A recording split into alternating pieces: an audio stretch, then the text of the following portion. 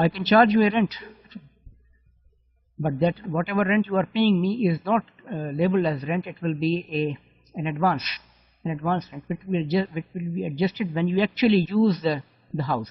If you were not able to use the house, then I am liable to pay you back. There are more recent variants which includes sukuk based on hybrid assets, sukuk even based on intangible assets, mudarba and musharaka contract based assets, convertible option assets, sukuk, and sukuk with waterfall structures. And by the way, not all of them are Sharia compliant. Some of them are, some of them are not. And that is where the controversy in the IOFI came up, that most of the musharaka and mudarba sukuk that were marketed as musharaka and mudarba were misnomers, because in musharaka and mudarba we expect that the Rabbul Mal will be getting payments from the proceeds of the asset, not from anywhere else. So this was the issue. I will leave this for the question answer period, because otherwise I planned that I will finish by this time. I have not finished it yet. Yeah. Now, what are the special?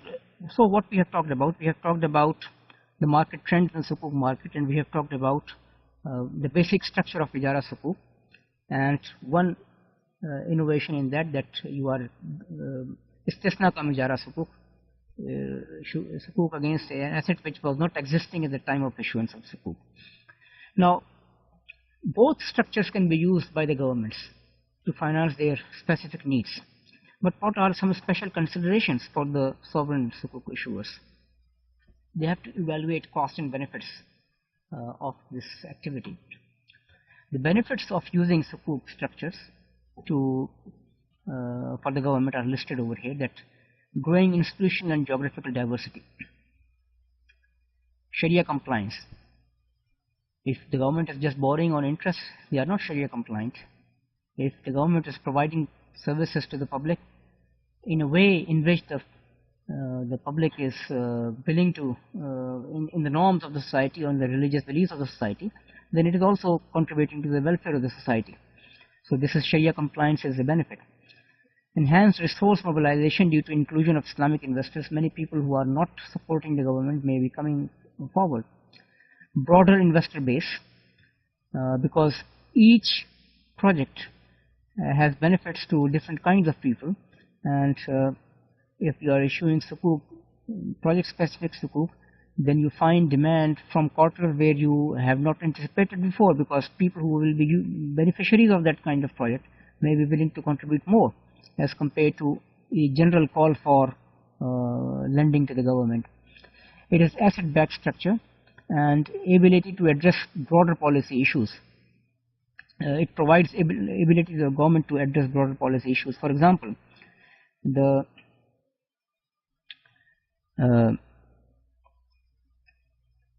government is not only, when they borrow, they create other kinds of issues like inflation and other kinds of considerations, that the government has to have instruments which are equal in number to the goals, the monetary policy rules. And sometimes such kind of balancing act is difficult, but if you are issuing sukuk which are against specific assets, then such considerations become of a secondary concern, and because there is an asset or there is a real benefit attached to the government borrowing, that the broader policy issues can be addressed more easily. There are certainly costs to the government for issuance of sukuk.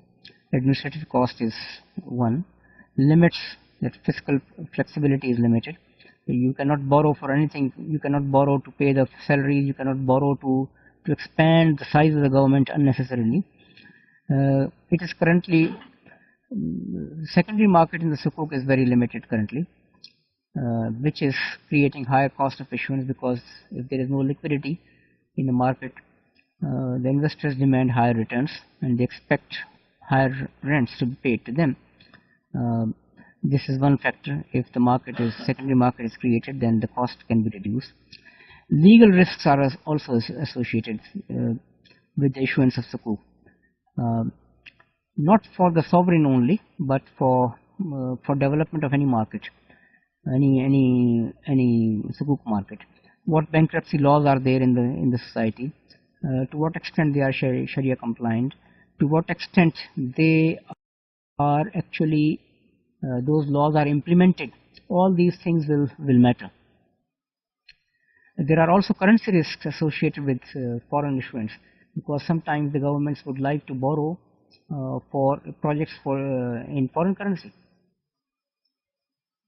Because, for example, a country's government is putting in a large electricity generating project. The generators and other equipment that will be needed will be bought from abroad, which require foreign exchange.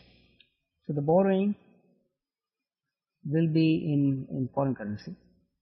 Sukuk issuance will be in foreign currency, but the revenue that it will generate in terms of electricity bills and etc., mostly will be in the local currency. So this kind of currency risks are associated over here. How to manage it is an issue.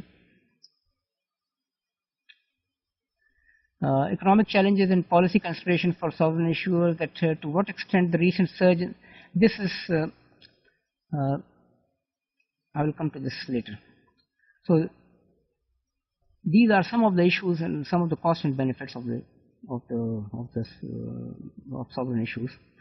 Recently, IMF has come up with a paper on Sukuk issuance by sovereign issuers, and they raised these 6 questions, which are represented over here in this slide. The economic challenges and policy considerations for sovereign issuers. To what extent?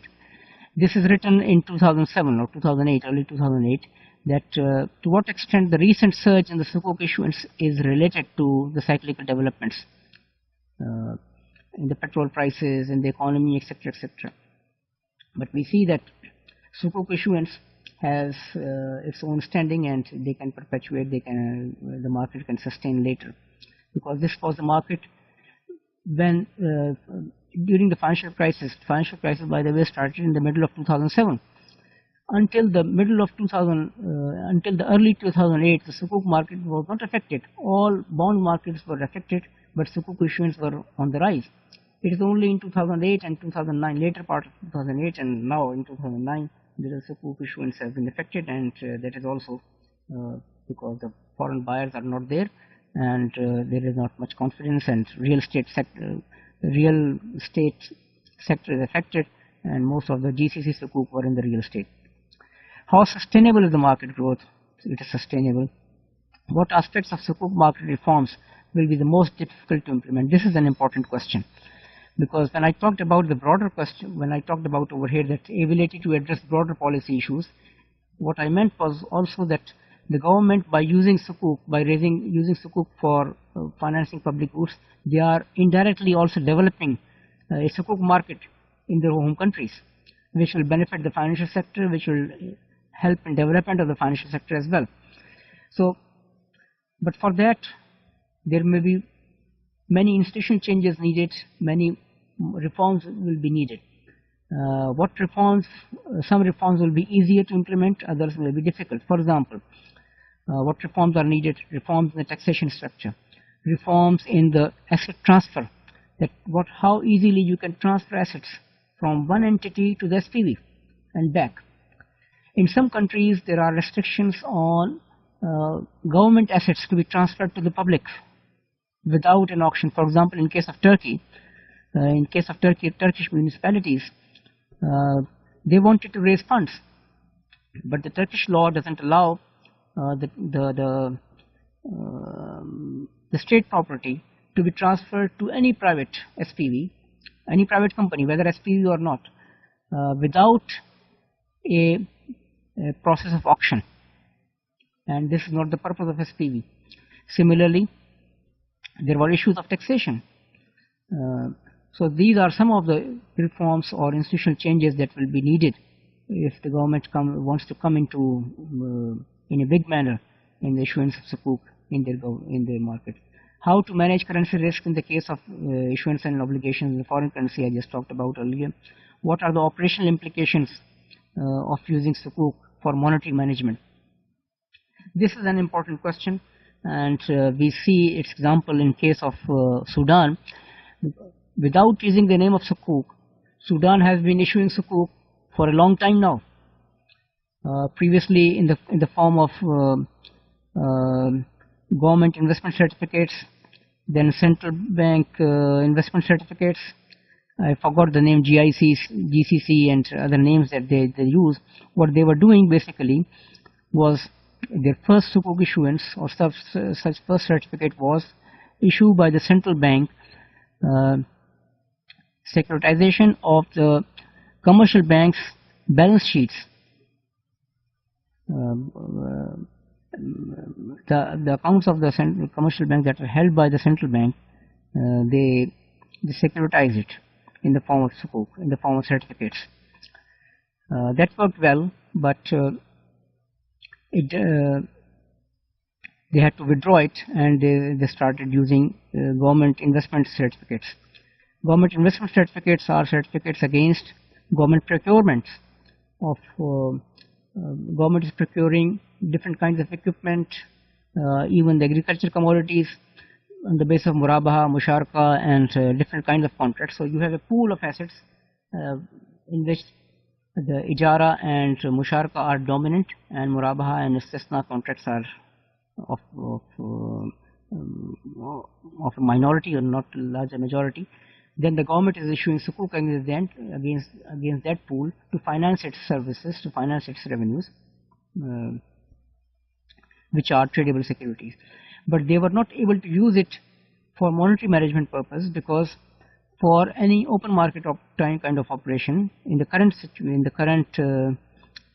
conventional situation, the government can create debt anytime, anywhere, beneficial. If you are issuing sukuk, for example, based on you are securitizing a real asset, a real estate asset like buildings, then it is better to use a index of the rents in that area. If you are securitizing something else, so it is better what closely represents that. What is happening right now when we are using LIBOR? LIBOR is a good measure for if you are dealing with rental market of money, and all bonds and all interest bearing contracts are basically renting out money on a rent. So for a rental market in money, LIBOR is a good measure, but Islam doesn't allow money to be rented out. And if we are doing sukuk with a real asset, and if we price it with something like LIBOR, or for that matter for any other market, so whatever are the dynamics of that market, whatever are the determinants of the price in that market, will start affecting this market, the price of sukuk, inadvertently, and it will create inefficiency. Efficiency will be there when the price effect of one market comes to the other market through natural way, not by patching up one thing to the other. So this is the problem, that whether you tie it with gold or whatever you tie it, it will not be a good measure. With LIBOR, it is extra one step even further bad. That is, LIBOR represents a price of something which is prohibited in Islam, and when we try to benchmark it, although legally some people can say that there is no haram and halal issue, that's fine, there is no haram issue over here. But economically speaking, it is creating, it will create difficulties. That what is happening in the bond market because of the credit crunch will influence the other real estate market, will influence the other markets through this mispricing. Coming to whether to use maqasid al-sharia for issuance sukuk, maqasid al-sharia are alright, but it depends upon the nature of the government, and you cannot stop that. For example, even the musharaka contract, any partnership should be for maqasid al-sharia, but the maqasid al-sharia will be followed in an Islamic society if the government and the people who are using the contract are Muslims, or they care about that. Otherwise, partnerships are open, to non-Muslims, partnerships are open to Muslims, partnership is open to British government, partnership is open to Muslim government. If the government is raising funds based on partnership and it is raising for building a public pub or a public a winery, for example, a brewery, the contract is not invalid. Contract is invalid in the light of Sharia, but contract per se is you cannot stop it. That you cannot do it like that in the non-Muslim environment. So I can just say that. Another question from Mahi. Mahi is over now. Please give. Okay. They have got 2 questions. So can we? Yeah, not 2 questions per person though. 2 questions from me. Yes, Assalamu alaikum. Regarding to asset securitization, in doing so, what's different between conventional mortgage securitization and ijara-based mortgage securitization? Will it create financial crisis in the future? I didn't get the question. What is Can you repeat the question, please? Not clear. Regarding to lease asset securitization, in doing so, what's different between conventional mortgage securitization and ijara-based mortgage securitization? Will it create financial crisis in the future as the world is suffering today? Thank you.